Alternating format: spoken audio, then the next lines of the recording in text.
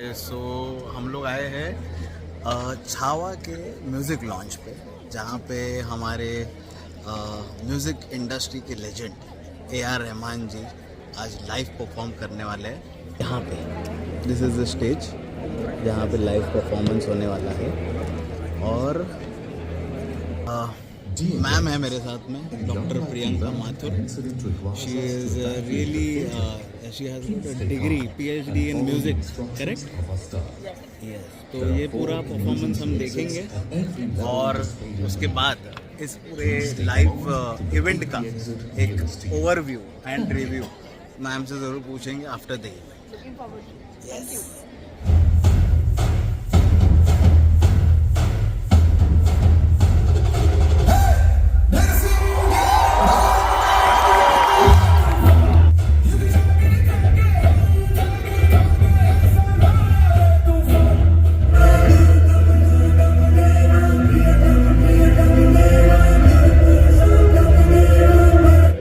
I would like to invite on stage the Chava of Chava, Vintika Sir.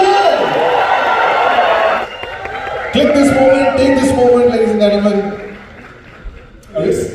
Well, if I sing today, all our marketing campaigns, all our promotional plans, like, तौबा ऐसी बातें नहीं करेंगे. Firstly, Rahman sir, भूल चूक माफ. Rahman sir के सामने बात करने में भी मुझे डर लग रहा है. और मुझे कहा गया है, actually what would be the better way to do is if I could just say some lines, some dialogues of Chava. Sambhaji Maharaj की, छत्रपति संभाजी महाराज की जय भवानी, ओम नमः पार्वती पते हर हर महादेव. अब डर खत्म.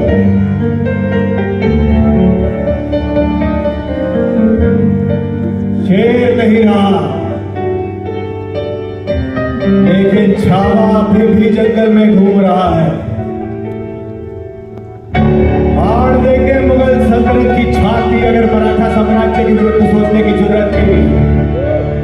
हम शोर नहीं करते, सीधे शिकार करते हैं.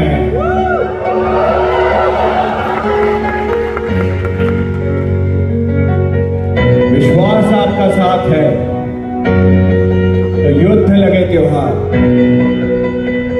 जीवित रखना आप सदा इस प्रजा का पहरेदार. हमारी मौत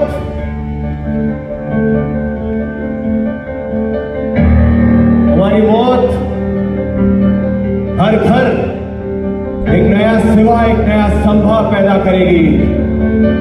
लेकिन जब तू मरेगा औरंग, तब ये तेरी मुगल सल्तनत भी खत्म हो जाएगी. मौत के घुंघरू पहन के नाचते हैं हम औरंग, नाचते हैं. जय भवानी, ओम नमः पार्वती पते हर हर Mahadev. Playing a queen on cellular, am I right? That's true. So that morning, the first morning, when you had to wear all those costumes, put on those jewels, when you looked at the mirror, what is the first thought that came to your mind? I loved it. I've always wanted to be a part of period drama, and this is the first time I got this opportunity, so I fully loved it. It's also, I mean, there is a lot of intensity. And knowing Vicky, he screams on the screen, Yeah. and you feel it sitting in the audience, right? Right now he's smiling. But you heard all those dialogues. Working with someone as intense as him on screen, all the very characters that he has portrayed, how is this in front of him, those dialogues? I feel like the trajectory, the characters that he's done so far, and today having to play the Maharaj himself, I feel like that shows the greatness an actor has, because he was like on set between an action and a cut. The actors, of course, are the characters that we play, but otherwise, I think he's just the most gentle man.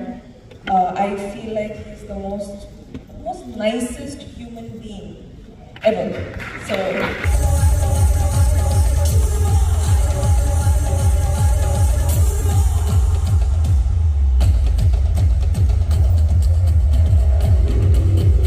Ask you a few questions.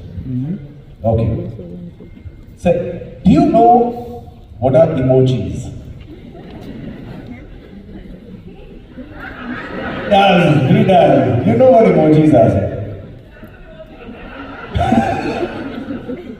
I think laziness. You can't do something as a smile.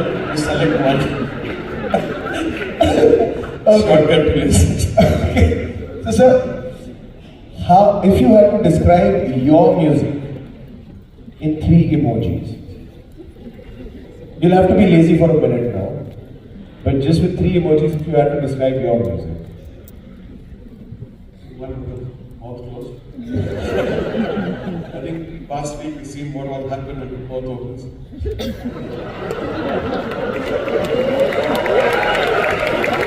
And last would be,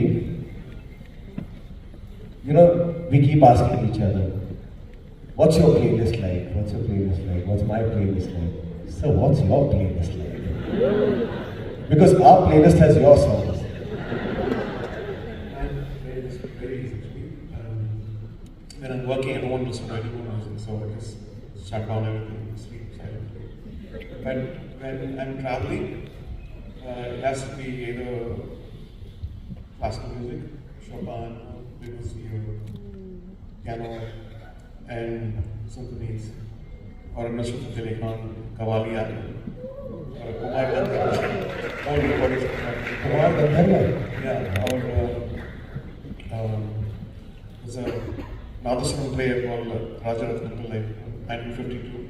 It's all Thodis. I'm going to take that playlist just to feel how it feels. जब ये script लिखना शुरू की हमने, लिखने से पहले ही Chhaava decided था. मैंने दिनु सर को बोला था कि छावा विकी कौशल ही होगा. And not even, he did not even think for 10 seconds. Immediately he said yes. Before writing the script, Maharani was Rashmika. And everyone asked me, Marathi Maharani from South, how? And I was like, look at her eyes, they're so pure. And I have always imagined my Maharani as pure as Rashmika. Thank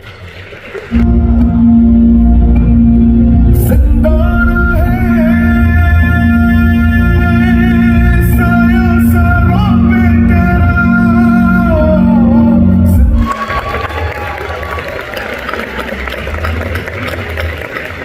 Thank you all of you. Pratik, Ishan,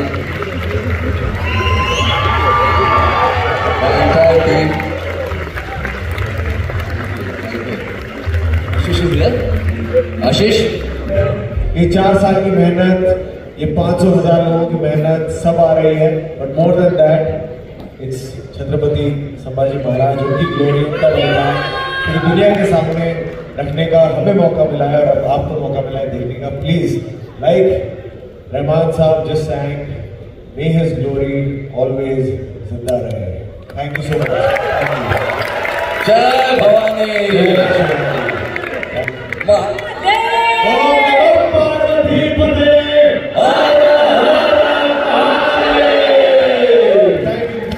देखो personally मैं थोड़ा सा मेरा experience बताना चाहूँगा कि मज़ेदार था.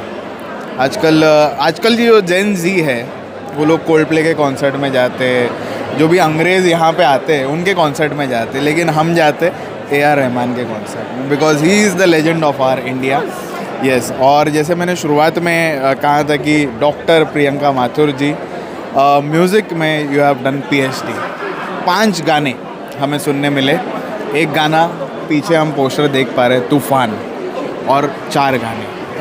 गानों के बारे में आपका सबसे फेवरेट गाना कौन सा था इसमें? आई थिंक रुद्रा, क्योंकि मुझे लगता है कि जो एक रौद्र रूप है इसमें छावा का, he is like a tiger, you know. And Chhatrapati Shivaji की जो एक छवि है उसी को आगे लेके वो नेक्स्ट जनरेशन उनकी चली है. And he was a tiger king.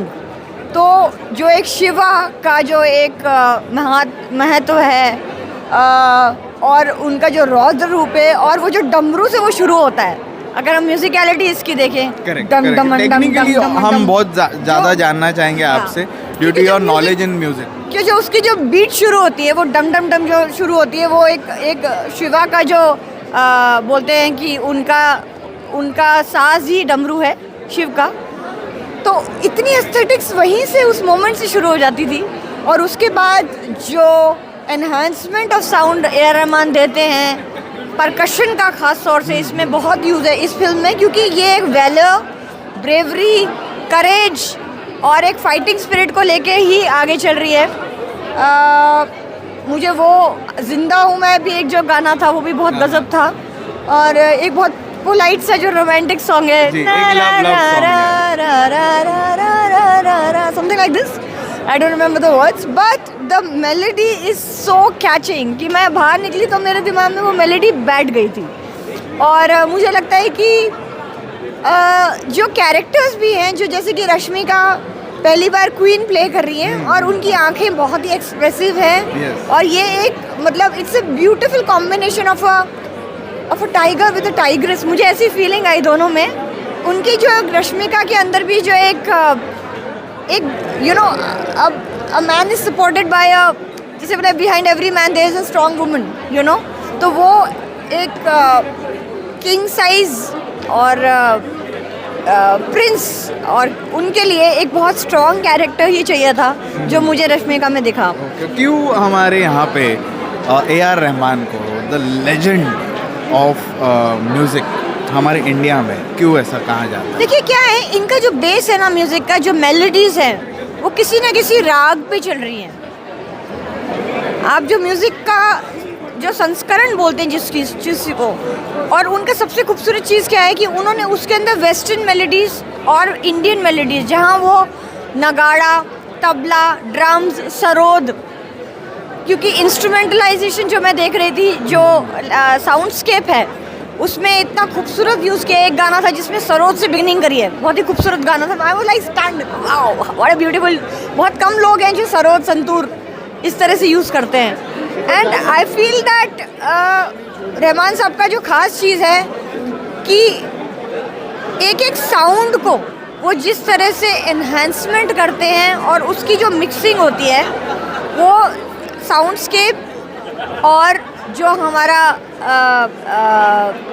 Landscape of the film है वो इतना ब्यूटीफुली अमैल्गमेट करते हैं कि वो अलग लगता ही नहीं है। वो ऐसा लगता है this song is complementing what we are seeing, and I think that could have not been there अगर ये म्यूजिक नहीं होता तो। आप समझ रहे हैं मैं क्या कह रही हूँ कि मतलब दोनों पूरा एक वायलिनिस्ट का पूरा एक सर्कल था। यस, उनकी जो पूरी टीम है वो पूरा ऑर्केस्ट्रेशन है, उसमें आई थिंक 20 वायलिनिस्ट है जो हमने आज स्टेज पे देखे। उनका पूरा जो क्वायर टीम है, इतने अमेजिंग सिंगर्स हैं सभी, और उनके साथ बहुत साल से, मतलब रोज़ा, बॉम्बे जैसी उनकी जो फिल्म्स रही हैं जिनका म्यूजिक अजर अमर है। दिल्ली 6 में भी म्यूजिक दिया था। बिल्कुल, उनकी कितनी फिल्म्स हैं आप देखिए, मतलब हम तो बड़े ही हुए हैं रहमान साहब का रोजा जाने मन सुनते सुनते। करेक्ट, हर बार देखा गया है कि जब म्यूजिक रिलीज होता है रहमान साहब का तो इमीडिएट हिट नहीं होता है, लेकिन उसका नशा धीरे धीरे चढ़ते हुए जाता बताती हूँ। आज के कॉन्सर्ट में भी ना मैं इनकी साउंड ऐसी होती है जो आप एब्जॉर्ब करते हो धीरे धीरे, एकदम से हिट नहीं होती कि बस वो गाना टक से लग गया आपके। क्यों ऐसा? क्योंकि ये राग म्यूजिक की तरह है। ये जो म्यूजिक है ना, ये वेस्टर्न बीट्स या रैप की तरह नहीं है जो एकदम से टक टक टक टक टक टक टक टक करके आपके दिमाग में टक टक टक टक चल रहा है। ये ऐसा म्यूजिक है जो आपकी सेंसेस उसे एब्जॉर्ब करती हैं, और you know, and eventually you get to start feeling it. इनका म्यूजिक बहुत आपको आपके कॉन्साइंस लेवल तक जाता है। That is why he's A.R. Rahman. You know, that is why he takes you to another realm. That is where he makes a difference. You know. एक rush, एक feeling आ रही थी जब भी हर गाना हम जब सुन रहे थे। जो एक मराठा वॉरियर की छत्रपति शिवाजी जी जब हम बात करते हैं, और खासकर कि महाराष्ट्र में जो उनका वाइब है, वो उन्होंने being a south Indian and being Vicky Kaushal being a Punjabi, they also said that on the stage, how beautifully they portrayed it. That is what our Indianness is all about. That हम इतना ज़्यादा अपनी कल्चर के हर element को जानते हैं ना हिंदुस्तानी हो गए, कि हमारे लिए किसी और प्रांत की चीज़ को पोर्ट्रे करना इतना मुश्किल नहीं है. रहमान साहब तो इतने हम्बल हैं कि वो कहते हैं कि when I start composing I tremble, but then I get used to it. But उनकी जो अगर ये उनकी ट्रेम्बलिंग से शुरू होती है तो सोचिए आम आदमी का क्या होगा. यस, कहीं ना कहीं आपको ऐसा नहीं फील हुआ कि महाराष्ट्र का ही कोई तो एक म्यूज़िक कंपोज़र, म्यूज़िक डायरेक्टर लेना चाहिए, जैसे अजय अतुल जिन्होंने अग्निपथ में म्यूज़िक दिया था. आज भी हम सुनते हैं उनके गाने, अग्निपथ वाले जो बेस था, जो एक लाउडनेस है, लाउडनेस और अलग है बेस, उनका. बिल्कुल वो फीलिंग बकायदा देवाश्री दिखती है. गणेशा जो गाना उन्होंने दिया, लेकिन इसमें भी वो फीलिंग आया है बकायदा. मुझे एक जगह भी नहीं लगा कि इसमें महाराष्ट्र का फीलिंग नहीं आ रहा. इतना स्ट्रॉन्ग महाराष्ट्र बेस दिखता है गाने में.